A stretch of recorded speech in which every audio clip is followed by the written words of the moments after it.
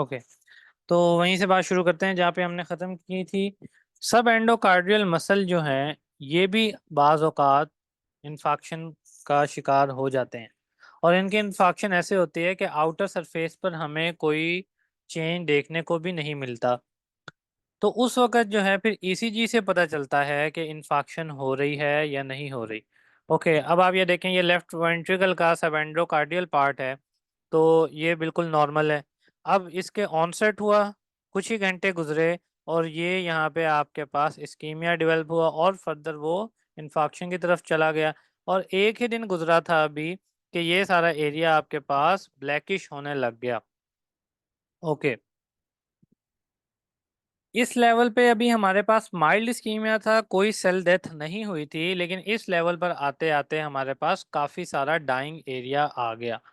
तो अब बात करने की ये है कि जो हमने पहला इस्कीमिया पढ़ा उसमें आउटर सरफेस पे पहले हमारे पास इन्फेक्शन हो रहा था, बाद में इंटरनल सरफेस पे इफेक्ट आता था।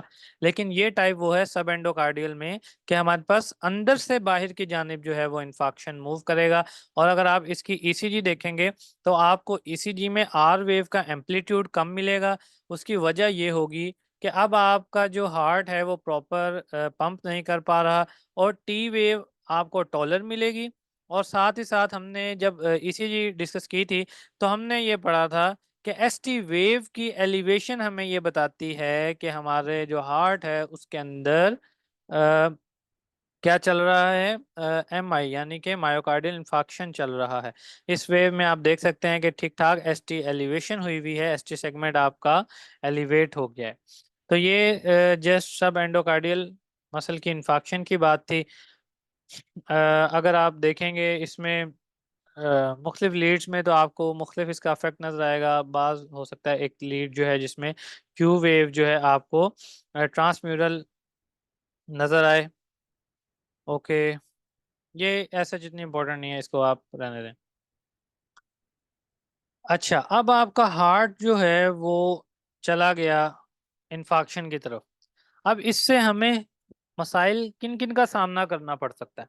एक तो ये कि आपका हार्ट इन्फेक्शन की तरफ गया है, हार्ट प्रॉपर ब्लड पंप ही नहीं कर पा रहा, प्रॉपर ब्लड नहीं पंप कर पा रहा, प्रॉपर ऑर्गन्स को ब्लड सप्लाई नहीं जा रही, प्रॉपर ऑर्गन्स को ब्लड सप्लाई नहीं जा रही, तो आप अपने नॉर्मल मेटाबॉलिज्म या नॉर्मल होम्योस्टेसिस जो है उसको मेंटेन नहीं कर पाएंगे। उसके अलावा जो आपको बहुत ज़्यादा मसाइल जिनका जो बहुत ड्रास्टिक चेंज होगा, जिनकी वजह से आप फौरन डेथ की तरफ भी जा सकते हैं, वो उनको डिस्कस करते हैं। उनमें क्या होगा, आपके पास एक तो कार्डिक आउटपुट डिक्रीज हुआ ही हुआ। अब पल्मोनरी एडीमा की तरफ आप जाएंगे। अब पल्मोनरी एडीमा ये होता है कि देखें आपका जो पल्मोनरी सिस्टम है वो कैसे काम कर रहा है। आपके राइट एट्रियम से ब्लड आया राइट वेंट्रिकल में, राइट वेंट्रिकल ने ब्लड पंप किया आपके लंग्स की तरफ, और लंग्स से वापस ब्लड आया लेफ्ट एट्रियम में, लेफ्ट एट्रियम ने पंप किया लेफ्ट वेंट्रिकल की तरफ। पहली तीन चीजें तो सही काम कर रही हैं। समझे, अगर हम मिसाल लेते हैं ऐसे इन्फेक्शन की जो लेफ्ट वेंट्रिकल का, right atrium is working properly, right ventricle all right sorry left atrium is also working properly. कौन कौन सी चीजें सही काम कर रही हैं? राइट एट्रियम, राइट वेंट्रिकल और लेफ्ट एट्रियम, ये तीनों चीजें सही काम कर रही हैं और ब्लड भेज रही हैं लेफ्ट वेंट्रिकल में। अब लेफ्ट वेंट्रिकल तो ब्लड पंप पूरा कर ही नहीं पा रहा। मिसाल के तौर पे उसको 70 ml पंप करना था, वो 30 ml कर रहा है। अब उसका कार्डिक रिजर्व जो है वो हर बीट के साथ 40 ml बढ़ रहा है। अब वो बढ़ते बढ़ते क्या हो रहा है, वो पीछे की जानेब प्रेशर डिवेल्प करवाता जा रहा है। यानी कि लेफ्ट वेंट्रिकल से प्रेशर आया लेफ्ट एट्रियम में, क्योंकि अब लेफ्ट एट्रियम प्रॉपर उस लेफ्ट वेंट्रिकल में भेज ही नहीं सकेगा। और जब लेफ्ट एट्रियम भी फिल होता जाएगा तो पीछे आपका प्रेशर बढ़ता जाएगा आपके लंग्स की तरफ। अब जब लंग्स में प्रेशर बढ़ जाएगा तो जो पल्मोनरी वेसल्स होती हैं जो लंग्स में ब्लड लेकर जा रही होती हैं, उनके हाइड्रोस्टेटिक प्रेशर के बढ़ जाने की वजह से हमने क्या चीजें पढ़ी थी, इंटरस्टिशियल फ्लूइड की फॉर्मेशन। और अब हाइड्रोस्टेटिक प्रेशर बढ़ गया है तो क्या होगा, हमारा बहुत ज्यादा फ्लूइड उधर से लीक आउट होके हमारे लंग्स में आ जाएगा, और इसी को हम कहते हैं pulmonary oedema. Left ventricle failure की वजह से आपके पास एक लीथल इफेक्ट क्या आया, लेफ्ट वेंट्रिकल फेलियर की वजह से लीथल इफेक्ट आया आपके पास पल्मोनरी एडिमा। यानी कि आम लफ्जों में अगर मैं ये कहूँ तो अक्सर आपने अपने खानदान में कोई ना कोई केस देखा होगा कि जो कहते हैं भाई इंदा जड़ा है ना हम दिल नहीं सही काम कर रहे, फेफड़े पानी पै गया। यानी कि इसके जो फेफड़े हैं अब उसमें पानी उतरने लग गया। वो पानी कहाँ से आता है? वो असल में यही होता है कि आपका जो इंटरस्टिशियल फ्लूइड है वो अब इतना ज्यादा बनने लग गया है कि पल्मोनरी एडिमा की तरफ आप जा रहे हैं। एक तो ये लिथल इफेक्ट आया। दूसरा इफेक्ट आया फिब्रिलेशन। फिब्रिलेशन आपने एक चैप्टर जो आपको महरोज भाई ने पढ़ाया है उसमें आपने अच्छे से पढ़ा होगा। फिब्रिलेशन ये है कि बहुत ज्यादा अब आपके जो है वो without any rhythm, without any sequence, without any proper time interval आपका जो लेफ्ट वेंट्रिकल है वो अब पंप किए जा रहा है, किए जा रहा है, किए जा रहा है। ऑल दो उसका कुछ हिस्सा इंफाक्ट हो चुका है, लेकिन जो सही पार्ट है वो अब बिला वजह ही फिब्रिलेशन में पहुंच गया है। और तीसरी वजह, तीसरे इसमें क्या आएगा, चौथा रीजन आपके पास कि चौथा फैक्ट क्या आ रहा है कि आपका हार्ट अब ना प्रॉपर ब्लड रिसीव कर पा रहा है, ना प्रॉपर पंप कर पा रहा है, ऊपर से वो फिब्रिलेशन की तरफ भी जा रहा है। ताकि एक तो फिब्रिलेशन से वो ये भी कोशिश करेगा कि जो उसमें बहुत ज़्यादा ब्लड आया उसको भी बाहर भेज सके, लेकिन नहीं कर पाएगा।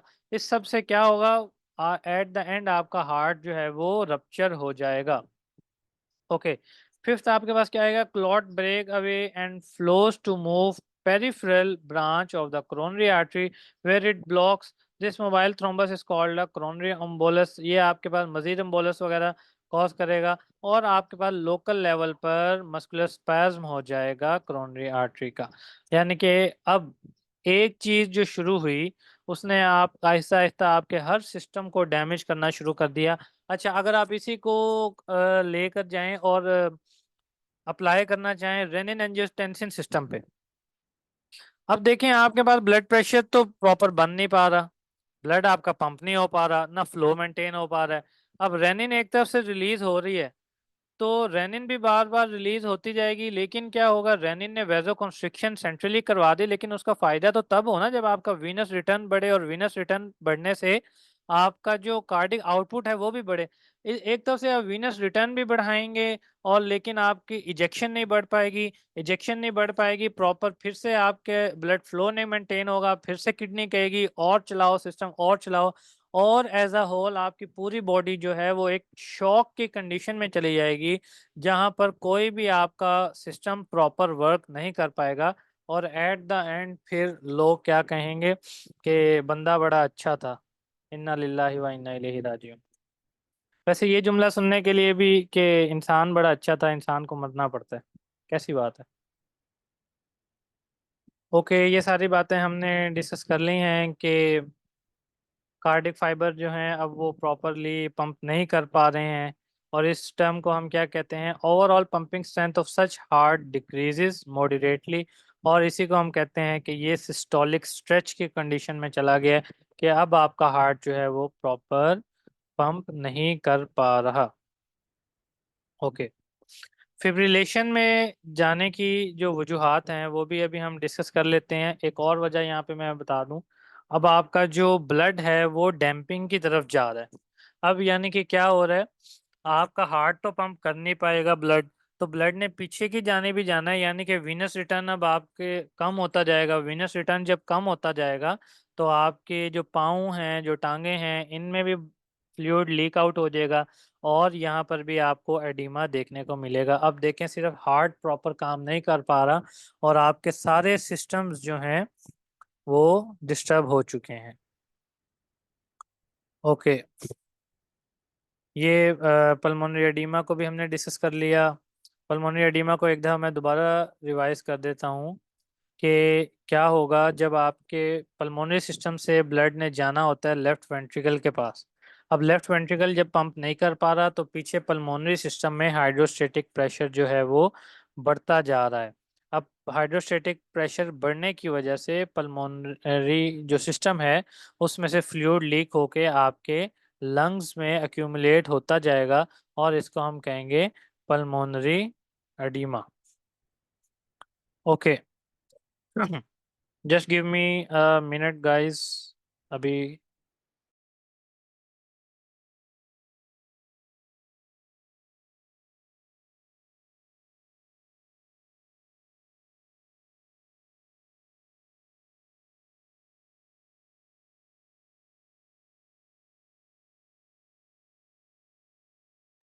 ओके, तो इसके साथ ही एक और इफेक्ट भी मैं यहाँ पे बताना चाहूँगा, वो ये होता है कि देखें जब आपका कार्डिक आउटपुट प्रॉपर नहीं आ पा रहा, आपके किडनीज की प्रॉपर परफ्यूजन ही नहीं हो रही, एक तो renin angiotensin system proper work नहीं कर पाएगा, दूसरी तरफ ब्लड परफ्यूजन ना होने की वजह से आपका यूरिन भी तो फॉर्म नहीं हो पा रहा होगा। अब जब यूरिन फॉर्मेशन भी प्रॉपर नहीं हो पाएगी तो आपका टोटल ब्लड वॉल्यूम जो है वो भी इंक्रीज होता रहेगा। टोटल ब्लड वॉल्यूम इंक्रीज होना आपके एडिमा में फर्दर इंक्रीज का बायस बनेगा और अल्टीमेटली इंसान जो है वो डेथ की तरफ चला जाएगा। ओके, जैसे ही इन्फेक्शन होती है उसके 10 से 15 मिनट के बाद क्या होता है, फिब्रिलेशन जो है वो स्टार्ट होने लग जाती है। और इसका जो सेकंड पीरियड होता है कार्डिक इरिटेबिलिटी का, ये तकरीबन 1 घंटे बाद शुरू होकर 3 से 4 घंटे रहता है इन्फेक्शन का। तो 4 फैक्टर्स हम यहाँ डिस्कस करेंगे कि फिब्रिलेशन होती क्यों है। फिब्रिलेशन का आपको पता तो होगा ना कि 200 टाइम्स से ज्यादा अगर हमारा वेंट्रिकल बीट करना स्टार्ट कर दे पर मिनट, तो हम इसको फिब्रिलेशन और फ्लटर और इन कंडीशंस में डिस्कस करते हैं। जब आपके मसल सेल्स की हो गई डेथ, तो मसल सेल्स को हम कहते हैं कि ये पोटेशियम के बैग्स होते हैं। अब मसल डेथ हो गई तो सॉरी सेल डेथ हो गई, सेल को हम कहते हैं पोटेशियम का बैग। अब जब ये डेथ हुई तो आपके एक्स्ट्रा सेलुलर लेवल में बहुत ज़्यादा पोटाशियम आ गया। और हम ये पहले ही बहुत डिटेल में बात कर चुके हैं कि पोटाशियम किस तरह हमारे अंदर एरिथमिया कॉज करवाता है। दूसरी वजह क्या है कि इस्कीमिया जब हुआ था तो इंजरी करंट प्रोड्यूस हुआ था। इंजरी करंट भी ये होता है कि आपका कोई खास पार्ट डीपोलर जो है वो डैमेज हो जाए और उसके डैमेज की वजह से वो परमानेंट रिपोलराइजेशन की स्टेज में चला जाए, सॉरी कंप्लीटली वो रिपोलराइज ना हो पा रहा हो और उसका जो एक्सटर्नल सरफेस है वो नेगेटिव हो जाए। अब जब उसका एक्सटर्नल सरफेस नेगेटिव हो जाएगा तो ये कॉन्टिन्यूसली क्या करेगा, एबनॉर्मल इम्पल्सेस जनरेट करेगा। वही एक टॉपिक पेस मेकर वाली बात जो हमने अपने जब हमने हार्ट फिजियोलॉजी पढ़ी थी उसके स्टार्ट में बात की थी कि एक टॉपिक पेस मेकर्स जो हैं वो भी इम्पल्स जनरेट करते हैं। इम्पल्स उन ऐसे नोड की तरफ से भी आ रही है, इम्पल्स एक टॉपिक पेस मेकर की तरफ से भी आ रही है। ये वजह है कि आपका जो हार्ट है वो बार बार पंप किए जा रहा है। और तीसरी क्या है कि अब आपका क्योंकि प्रॉपर इजेक्शन वगैरह नहीं हो पा रही, तो आपका सिंपैथेटिक सिस्टम एक दफ़ा जोर लगाएगा कि भाई मैं कोशिश तो करूं शायद पंपिंग जो है वो बेहतर हो जाए। तो पावरफुल सिंपैथेटिक रिफ्लेक्स से भी आपका हार्ट रेट जो है वो इंक्रीज हो जाएगा। और अगर हम चौथी बात करें तो जो इन्फाक्टेड मसल्स होते हैं वो एट द एंड जब बेचारे बिल्कुल थक जाते हैं तो वेंट्रिकुलर डायलेशन की तरफ चले जाते हैं। और वेंट्रिकुलर डायलेशन से क्या होता है, आपका जो इम्पल्स के पास करने का टाइम होता है वो टाइम जो है वो ज्यादा लंबा हो जाता है। जब इम्पल्स ज्यादा देर बाद अपने एसए नोड के पास पहुंचती है उस वक्त एसए नोड अपने रिफ्रैक्टिव पीरियड से बाहर निकल चुका होता है। अब जब वो रिफ्रैक्टिव पीरियड से बाहर निकल चुका होता है तो जो पुरानी इम्पल्स घूम फिर के दोबारा एसए नोड के पास गई, वो दोबारा से एसए नोड के अंदर एंटर कर जाती है और वही इम्पल्स दोबारा जनरेट हो जाती है। यानी कि आपके मसल को प्रॉपर रिलैक्स होने का टाइम नहीं मिलता, वो कहीं यहाँ कहीं पे आता है और दोबारा अगली इम्पल्स जनरेट हो जाती है। दोबारा अगली इम्पल्स, दोबारा अगली इम्पल्स, प्रॉपर रिलैक्सेशन का टाइम नहीं मिलता। इसको हम कहते हैं सर्कस मूवमेंट्स। तो इस सर्कस ये सर्कस मूवमेंट भी जो है हमारे पास फिब्रिलेशन की वजह बनती है। चार कौन कौन सी हमने बातें डिस्कस की हैं। एक तो ये कि पोटेशियम बहुत ज्यादा बाहर आ गया है, रिदमिया कॉज कर दिया उसने। दूसरी बात, करंट ऑफ इंजरी यानी कि एक टॉपिक पेस मेकर बन चुका है। तीसरी बात ये कि क्योंकि हार्ट डेथ की तरफ जा रहा है तो पावरफुल सिंपैथेटिक रिफ्लेक्स हम एक दफा कोशिश करेंगे कि भाई कुछ हार्ट को बचाया जा सके। और चौथा, क्योंकि अब वेंट्रिकल्स की बस हो चुकी है वो डायलेट होते जा रहे हैं, तो इसकी वजह से इम्पल्स के दोबारा ऐसे नोड तक पहुंचने के टाइम में काफी डिले आ जाता है। जिस डिले की वजह से जब तक इम्पल्स ऐसे नोड तक वापस पहुंचती है तो ऐसे नोड अपने रिफ्रैक्टिव पीरियड से निकल चुका होता है। या अगर हम एवी नोड की बात करें तो वो भी अपने रिफ्रैक्टिव पीरियड से निकल आएगा, तो वही इम्पल्स दोबारा से री एंटर हो जाएगी। इम्पल्स री एंटर के फिनोमिना को हम सर्कस मूवमेंट कहते हैं। ओके, तो सर्कस मूवमेंट आपको समझ आई, ये पेसमेकर के लेवल पे भी हो सकती है और डायरेक्टली मसल सेल के अंदर भी हो सकती है, कि अभी मसल सेल जो है वो रिलैक्स ही नहीं हुआ था, कि जो इम्पल्स पहले से मूव कर रही थी वो घूम फिर के दोबारा उसी के पास आ गई और रिलैक्सेशन से पहले ही दोबारा उसने उसको दोबारा एक्साइट कर दिया। सर्कस मूवमेंट समझ आई है आपको? और फिर फाइनली क्या होगा कि थोड़े दिनों के अंदर अंदर ही आपका ये जो सारा हार्ट है बेचारा इतना जख्मी हो जाएगा और इसके फाइबर्स डीजनरेट हो जाएंगे, सिस्टोलिक स्ट्रेच डेवलप हो जाएगा, जो कि बढ़ता ही जाएगा और बिल आखिर आपका हार्ट इन सब चीज़ों की ताब ना लाते हुए जो है रप्चर हो जाएगा। रप्चर में फिर हमारे पास क्या होता है कि जो वेंट्रिकल रप्चर से जो ब्लड होता है ये पेरिकार्डियल स्पेस में आ जाता है और इसको हम कार्डिक टेम्पोनेट भी कहते हैं। एक खास तरह की हार्ट साउंड सुनाई देने लगती है, जिससे जो है कार्डियोलॉजिस्ट ये अंदाज़ा लगा लेते हैं कि जो हमारा हार्ट है अब इसमें रप्चर हो चुका है और फ्लूइड लीकेज जो है वो होने लग गई है। अगर हम रिकवरी की बात करें तो नॉर्मली अगर आप फौरी तौर पे किसी शख्स को इमरजेंसी में ले जाएं तो वो अपने एमआई से सॉरी इस्कीमिया से जो है वो वापस रिकवरी की तरफ आ सकता है। लेकिन एक दफ़ा अगर परमानेंट डैमेज आ गया तो बहुत मुश्किल हो जाता है। आपको पता है फिर अगर कोरोनरी आर्टरीज परमानेंटली जो है वो डैमेज हो जाए तो फिर बाईपास वगैरह और या फिर स्टंट्स वगैरह इस तरह के प्रोसीजर्स की तरफ हमें जाना पड़ता है। ये सारे हमारे टॉपिक ऑफ इंटरेस्ट नहीं है अभी। और रिप्लेसमेंट कैसे हो रही होती है, नॉन फंक्शनल एरिया बनता है उसमें डेड फाइबर होते हैं, डेड फाइबर फिर आगे फिब्रस टिश्यू में, और फिब्रस टिश्यू फाइनली फिब्रोब्लास्ट की मदद से बनते हैं फिब्रस टिश्यू। और फिर ये फाइब्रस टिश्यू जो है प्रोग्रेसिव कॉन्ट्रैक्शन थोड़ी बहुत करवा पाते हैं और फिर फिब्रस स्कार जो है वो इनमें बनने लग जाता है और बिल आखिर क्या होता है, नॉर्मल एरियाज हाइपरट्रॉफी हो जाती है। जो नॉर्मल एरियाज होते हैं उनके अंदर हाइपरट्रॉफी हो जाती है, यानी कि वो अपने आप को इंक्रीज कर लेते हैं ताकि वो इस डैमेज को कंपनसेट कर सकें। Okay, so that was all important things about today's lecture. इस चैप्टर को भी अगर आप कंप्लीटली छोड़ दें तो आप अपने पेपर में गुजारा कर सकते हैं, बशर्ते कि आपने बीआरएस को पढ़ा हुआ हो। कल भी मैंने ये बात बताई थी, आज फिर बता रहा हूँ। चैप्टर नंबर 20, चैप्टर नंबर 21 और चैप्टर नंबर 22 ये ऐसे चैप्टर्स हैं कि अगर आप इनको ना भी करें तो भी आप अपना पेपर अच्छे मार्क्स के साथ पास कर सकते हैं, सीवीएस का पोर्शन। लेकिन बेहतर है अगर आपके पास टाइम है तो आप इसको जो है ज़रूर करें। ओके, जो शुरू में मैंने एक्सरसाइज वाली बात बताई थी अब उसका एक बड़ा अच्छा फ्लो चार्ट है, ये हम देख लेते हैं यहाँ पे। ये फ्लो चार्ट आपको नज़र आ रहा है? एनीवन जो मुझे ये बता दे कि बीआरएस का ये फ्लो चार्ट आपको नज़र आ रहा है इस टाइम?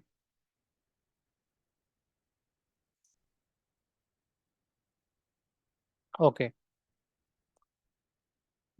ठीक है। तो ये शुरू में हमने बात की थी एक्सरसाइज का, जो आपने फ्लो चार्ट है ना वो इससे मिलता जुलता, बल्कि एज इट इज़ यही कोशिश करनी है बनाना है कि जब भी आपको कोई ऐसा सिनेरियो दिया जाए कि एक शख्स है उसने एक शेर देख लिया और अब उसको जो है वहां से दौड़ लगानी पड़ी, तो बताएं सारे रिस्पॉन्सेज उसके वेस्कुलर सिस्टम को कैसे सेट करेंगे। एक इस तरह का सिनेरियो आ सकता है, या कोई भी आ सकता है कि एक प्रोफेशनल एथलीट है जो मैराथन में पार्टिसिपेट कर रहा है और रोजाना इतने टाइम प्रैक्टिस करता है, उसमें कैसे होगा।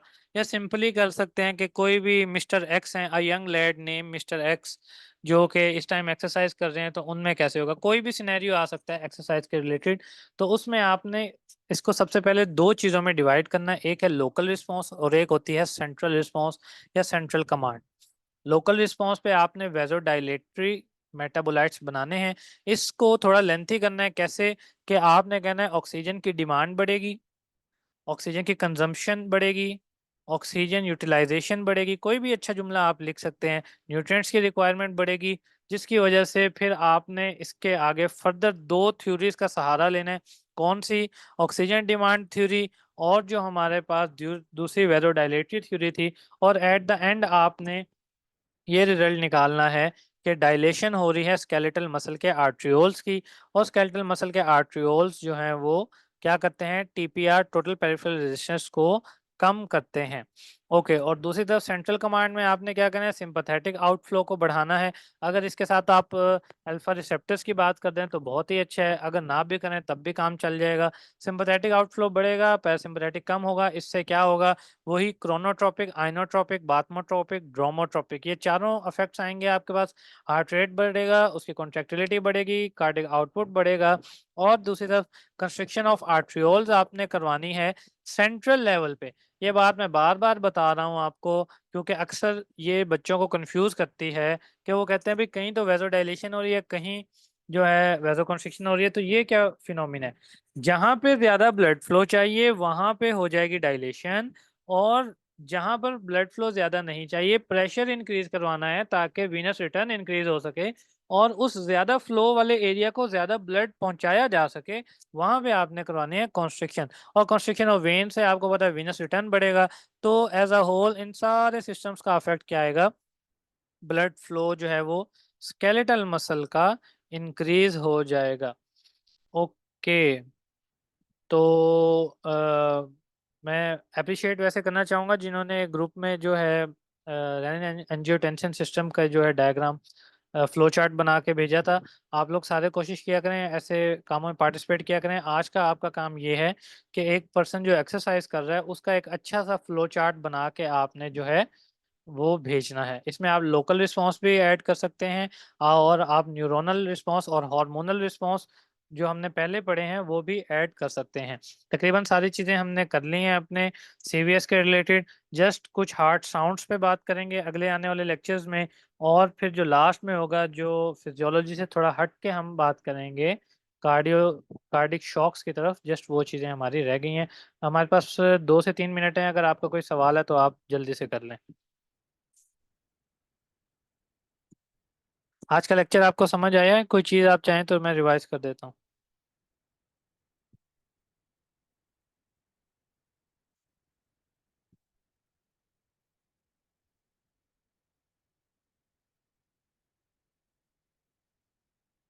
Okay, circus movement. ठीक है, सर्कस मूवमेंट को हम जो है वो देख लेते हैं एक दफ़ा दोबारा।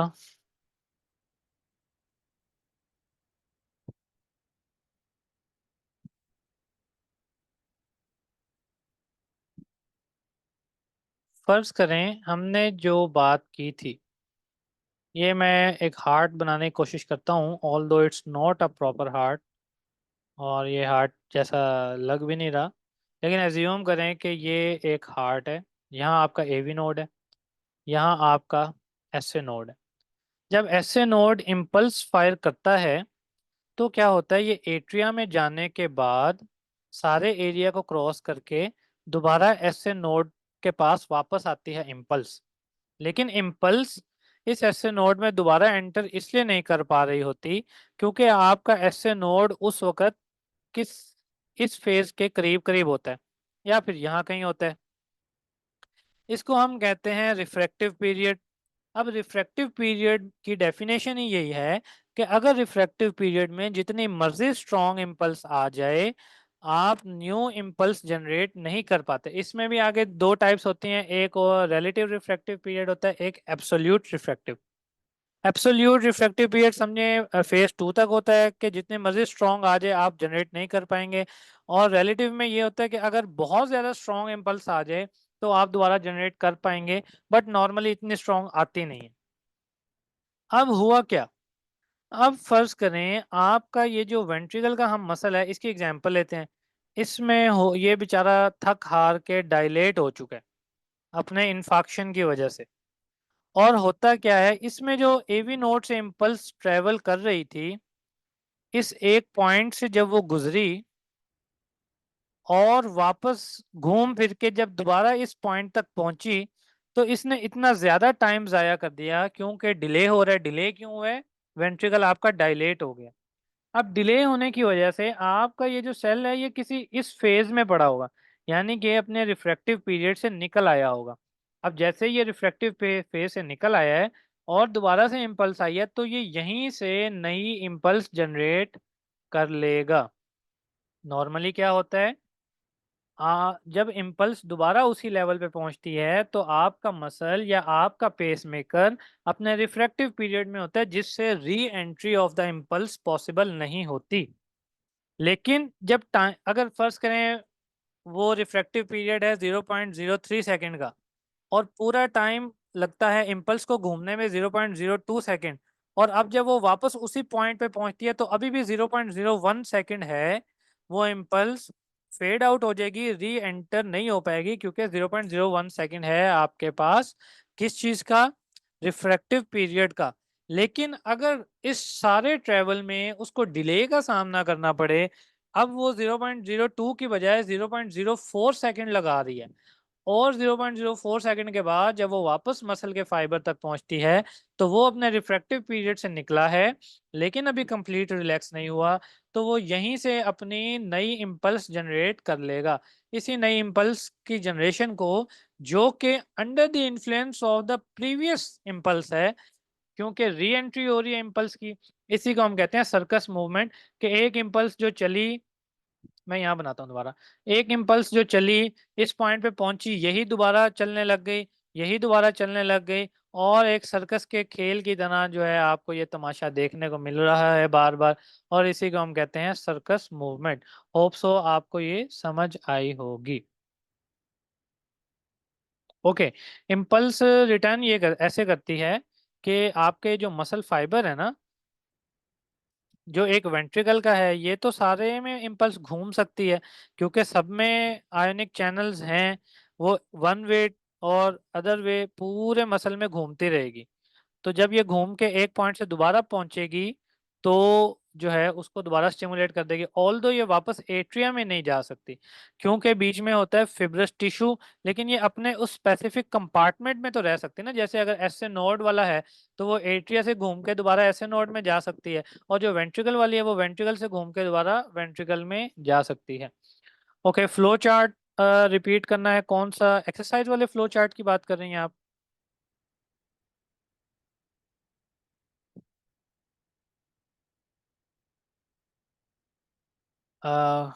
ओके, एक्सरसाइज वाला फ्लो चार्ट जो है हम दोबारा देख लेते हैं एक दफ़ा। बीआरएस अब आप लोग कोशिश करें, अगर है तो इसको पढ़ना शुरू कर दें, क्योंकि अब आपको बीआरएस जो है वो समझ आने लग जाएगी। एक्सरसाइज हुई, एक लोकल रिस्पांस है, एक सेंट्रल रिस्पांस है। लोकल रिस्पांस में हमें ज़्यादा ब्लड चाहिए, इसमें हमने वेजोडाइलेटरी इफेक्ट प्रोड्यूस करवाना है। वो कैसे होगा? ऑक्सीजन डिमांड थ्योरी हमें ये कहती है, वेजोडाइलेटरी थ्योरी ये कहती है कि जब भी वेजोडाइलेटरी सब्सटेंसेस, जिसमें ब्रेडिकाइनिन है, जिसमें आपका एडिनोसिन है, जिसमें लैक्टिक एसिड है, जिसमें कार्बन डाइऑक्साइड की ज़्यादा कॉन्सेंट्रेशन है, ऑक्सीजन की ज़्यादा डिमांड है, ऑक्सीजन की उस स्पेसिफिक पॉइंट पर कमी है, ये सारा क्या करवाएंगी? वेजोडाइलेटरी इफेक्ट प्रोड्यूस करवाएंगी, जिससे डायलेशन होगी। डायलेशन का मतलब है टीपीआर कम हुआ। टीपीआर जब भी कम होता है तो ब्लड का फ्लो बढ़ जाता है। और दूसरी तरफ सेंट्रल कमांड आपने क्या देनी है कि जिन मसल्स में हमें ब्लड फ्लो की ज्यादा जरूरत नहीं है वहां पे सिंपैथेटिक एक्टिविटी करवाई जाए। सिंपैथेटिक एक्टिविटी आपके उन वेसल्स को कंस्ट्रिक्ट करे, और एज अ होल दूसरी तरफ क्या करे, आपके हार्ट रेट को बढ़ाए, कॉन्ट्रेक्टिलिटी को बढ़ाए, कार्डिक आउटपुट जो कि खुद ब खुद बढ़ जाएगा। कैसे? क्योंकि वीनस रिटर्न बढ़ा। वीनस रिटर्न क्यों बढ़ा? कॉन्स्ट्रिक्शन बढ़ने की वजह से। वीनस रिटर्न के बढ़ने से कार्डिक आउटपुट बढ़ जाता है। क्यों? क्योंकि प्री लोड बढ़ता है। प्री लोड बढ़ने से स्ट्रेच ज्यादा होता है, और फ्रैंक स्टार्लिंग मैकेनिज्म आपने पहले ही पढ़ा है, ज्यादा स्ट्रेच तो ज्यादा कॉन्ट्रैक्शन, ज्यादा कॉन्ट्रैक्शन तो ज्यादा इजेक्शन, और ज्यादा इजेक्शन तो मतलब ज्यादा कार्डिक आउटपुट। और दूसरी तरफ आर्ट्रियोल्स की कॉन्ट्रैक्शन भी आपके पास यही काम करवाएगी, आपके ब्लड फ्लो को इंक्रीज करवाएगी। तो अगर आपको कोई बात समझ ना आई हो तो मैं कोशिश करूंगा ये लेक्चर्स जल्दी भेज दूं आपको, और आप इसको दोबारा सुन लें। तो आज के लिए बस इतना ही। अब मैं उम्मीद करता हूं कि आपको सीवीएस सिस्टम पे एक अच्छी ग्रिप आ चुकी होगी, अगर आप साथ के साथ पढ़ते रहे हैं तो। अल्लाह पाक मुझे समझाने और आपको समझने की तौफीक अता फरमाए। व आखिर दावाना अनिल हम्दुलिल्लाहि रब्बिल आलमीन।